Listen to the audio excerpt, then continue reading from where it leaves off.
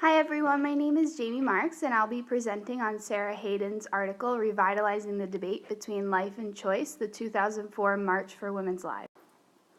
Before I go into a summary of the article, I'd like to give a current day example. So a current debate that has been going on recently is gun rights versus gun control.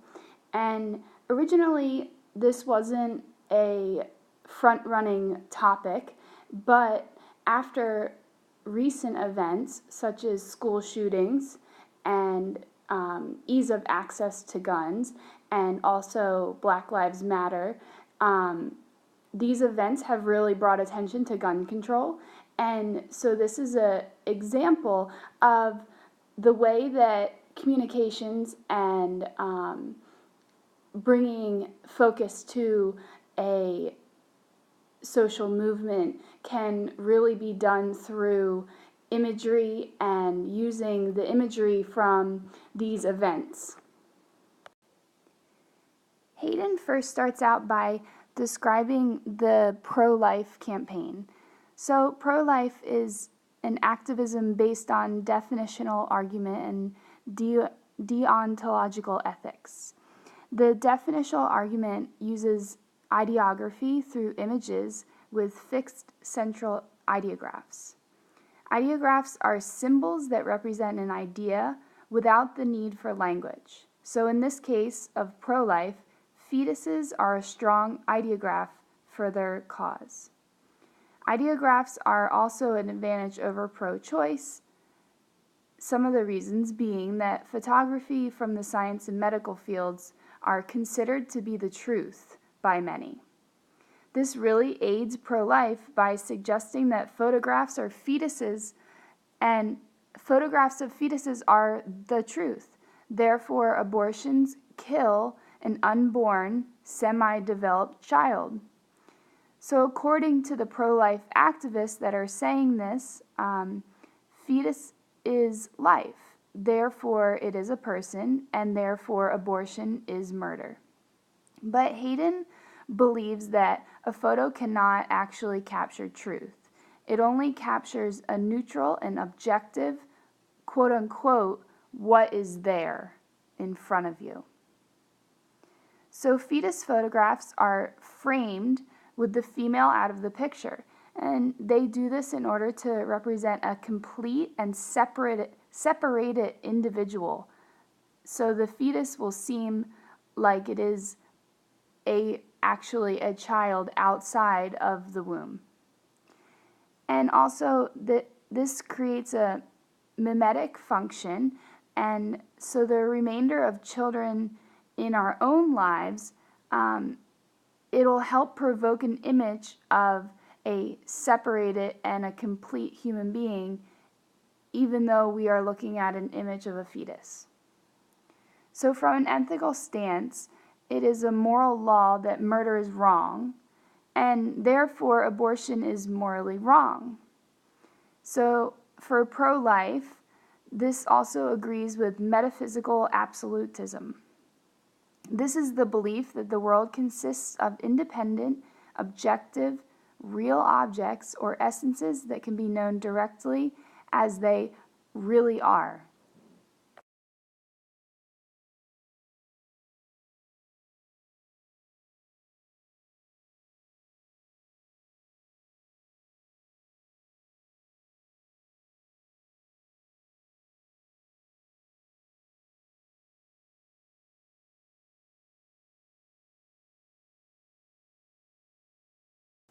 So please, if you would like to skip that slide, feel free. Here are some examples of pro-life activists using fetuses as an example to represent the pro-life cause. So in contrast to pro-life, pro-choice, rather than using ideographs, focuses on the discourse of equality.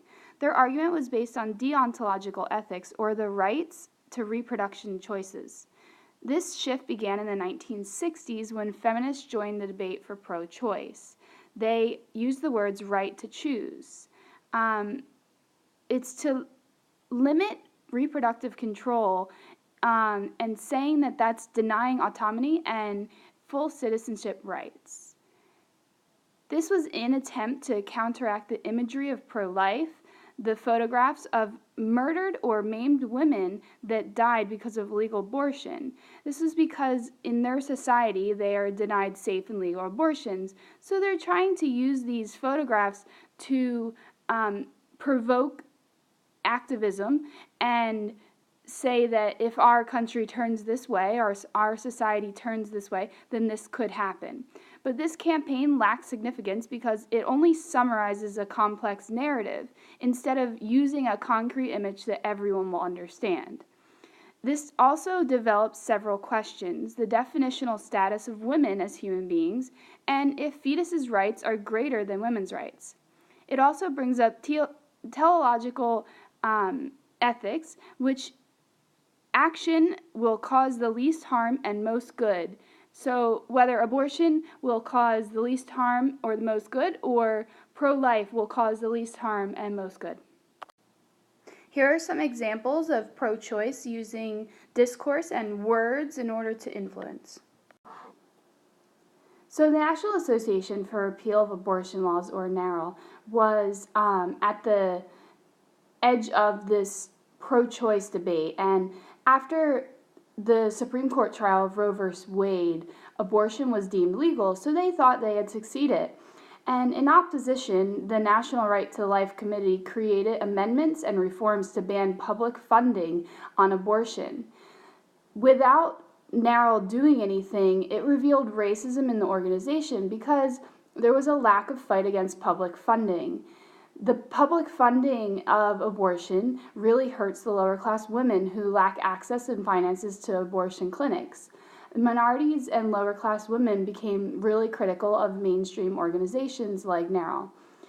Then Ronald Reagan was elected president, and he had a pro-life goal, and he placed pro-life judges at every level. This really threatened the Roe v. Wade to be overturned. And following a Democratic poll survey by NARAL, they found that intrusion of big government was more upsetting than women's rights or welfare of the poor. This really provided a redirection for pro-choice. Their message was then focused on privacy, sovereignty of families, and opposition to intrusive government. NARAL then created the campaign, Who Decides, You or Them? The goal is to convince electorates that decisions about reproduction do not lie in the hands of politicians, and they use the image of the Statue of Liberty as an ideograph. So this led to also other presidential influences on pro-choice. A governmental leader, was Virginia's Douglas Wilder, and he ran a libertarian campaign that was agreeing with abortion rights, but it denied federal funding, and support for parental involvement laws were important to him. So forward this to the 1992 election of President Bill Clinton, who actually had similar views. He winded up renewing the Hyde Amendment, and this was with widespread bipartisan support. This amendment gave federal health insurance plans, they were barred from covering abortions. And also overseas military hospitals were prohibited from providing abortion services to U.S. servicewomen, and funding for the global family planning agencies that provided abortions or abortion-related information were totally eliminated. So George Bush was then elected in 2000, and he, unlike Bill Clinton, supported pro-life views. So in 2002, the Bush administration led efforts to expand the state children's health insurance program, which includes unborn children, but it does not include pregnant women. In 2004, President Bush also signed the Unborn Victims of Violence Act, a federal law that identified fetuses as victims of crimes separate and distinct from the women in whose bodies the fetuses resided. So keep in mind that although these are political statements, these are all trying to show that pro-choice really had to act on something for their campaign to keep them up to the level of pro-life, because pro-life had this definitive image that they can use of fetuses, and that a fetus is an unborn child and that there's murder. But pro-choice was really struggling to find something that gave an impact like pro-life had. So that was until the 2004 March for Women's Lives. So within fear that the Roe versus Wade would be overturned, Norral created the 2004 March for Women's Lives at the Washington Mall in D.C. More than 1 million people attended, and it was developed by groups of women of color. So they were now Norral was now receiving the support from the minorities and the lower income, and after what had happened previously, and that was a big deal. So now pro-choice, it meant more than just to choose abortion. They decided that they were going to highlight other things as well as the abortion. The first one was access.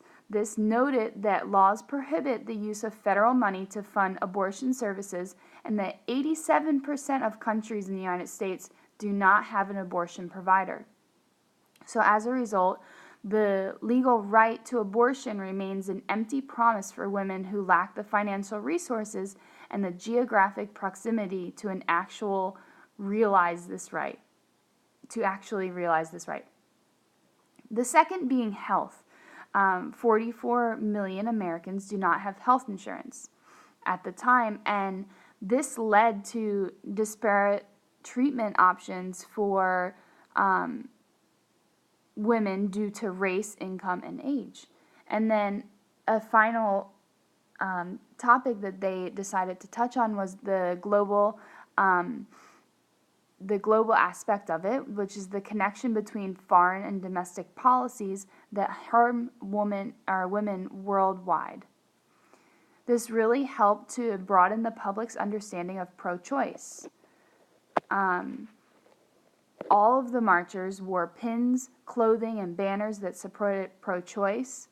The marchers claimed their identities, which was a huge deal because it showed that it's a diversified group of people that believe in pro-choice.